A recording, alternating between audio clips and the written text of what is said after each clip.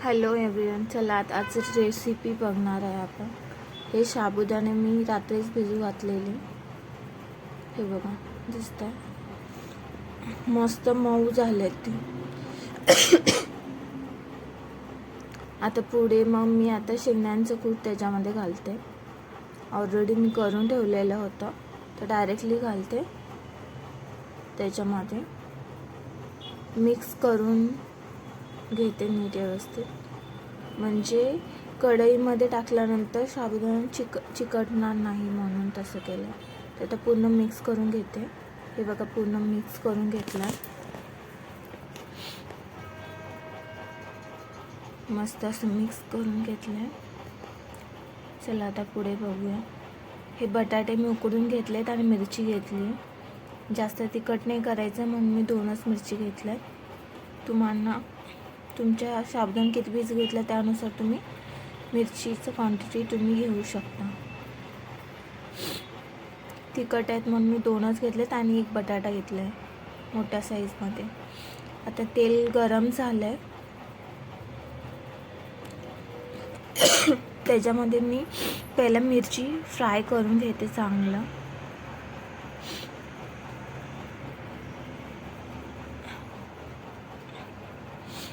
मिरची खूप चांगलं फ्राय करून घेते, कच्ची नाही राहायला पाहिजे।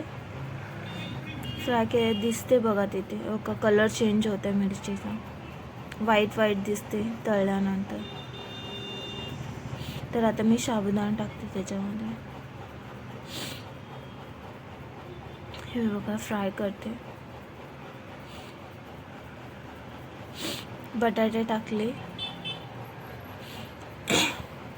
सिंपल आणि सोबर रेसिपी आहे, लवकर होते, 5 ते 10 मिनिटच लागतात।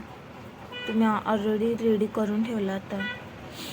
हे बघा असं दिसतं ह्याचं क्वांटिटी। तर आता मी झाकून ठेवते थोड्या वेळासाठी, झाकून ठेवून काढल्यानंतर मी मीठ घातलं ह्याच्यामध्ये। आता स्वादानुसार तुम्ही मीठ घालू शकता। हे बघा असं रेडी झालं आहे साबुदाणे, उपासाचे साबुदाणे रेडी झाले। हे बघा मस्त मऊ झालं, जास्त तेल पण नाही आहे, कमी तेलामध्ये बनवलं। हे बघा असं स्ट्रक्चर त्याचं रेडी आहे, साबुदाणे बनवलं।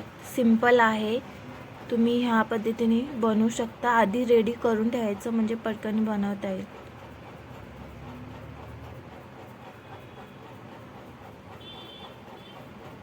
हे बघा मस्त असं सिंपल रेसिपी आहे। चला नेक्स्ट व्हिडिओमध्ये भेटू आपण, बाय।